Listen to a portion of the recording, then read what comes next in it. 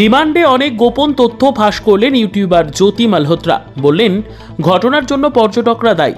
YouTuber জ্যোতি মালহোত্রা গ্রেপ্তার। পহেলগাম হামলার পর ভারত ও পাকিস্তানের মধ্যে উত্তেজনা অব্যাহত।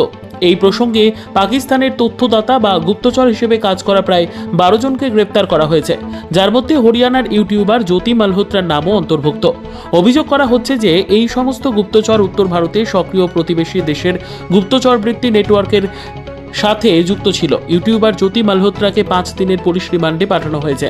রিমান্ডের সময় যখন ইউটিউবার জ্যোতি মালহোত্রাকে পাকিস্তানের প্রশংসা করার বিষয়ে জিজ্ঞাসাবাদ করা হয়েছিল, তখন তিনি বলেছিলেন যে এই ধরনের ভিডিও তৈরি করা তার বক্তব্য প্রকাশের মৌলিক অধিকার।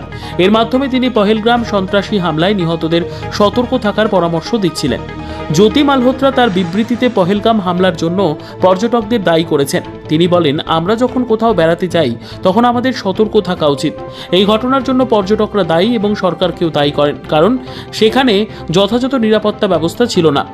পাকিস্তানি গোয়েন্দা সংস্থাগুলিকে সংবেদনশীল তথ্য পাচারের অভিযোগে গ্রেপ্তার হওয়া ইউটিউবার জ্যোতি মালহোত্রা পহেলগাম হামলার পর একটি ভিডিও আপলোড করেছিলেন, যেখানে তিনি এই হামলার জন্য পর্যটক এবং সরকারকে দায়ী করেছিলেন।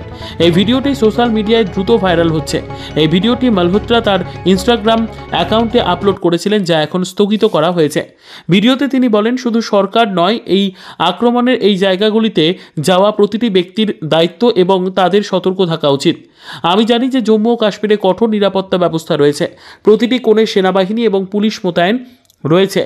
এত কিছুর পরেও যদি এমন কিছু ঘটে থাকে তাহলে কোথাও না কোথাও আমাদেরও দোষ। হয়তো আমরা সতর্ক ছিলাম না, সেই কারণেই এটা ঘটেছে। আমাদের সতর্ক এবং দায়িত্বশীল হতে হবে। বলা হচ্ছে যে যুদ্ধকালীন পরিস্থিতির সময় ব্ল্যাকআউটের সময় মালহোত্রা পাকিস্তানি হ্যান্ডেলারদের সাথে যোগাযোগ রেখেছিলেন বলে অভিযোগ রয়েছে। ভয়াবহ সন্ত্রাসী হামলার মাত্র 3 মাস আগে তিনি জম্মু ও কাশ্মীরের পহেলগাম পরিদর্শন করেছিলেন। জ্যোতি মালহোত্রা কে?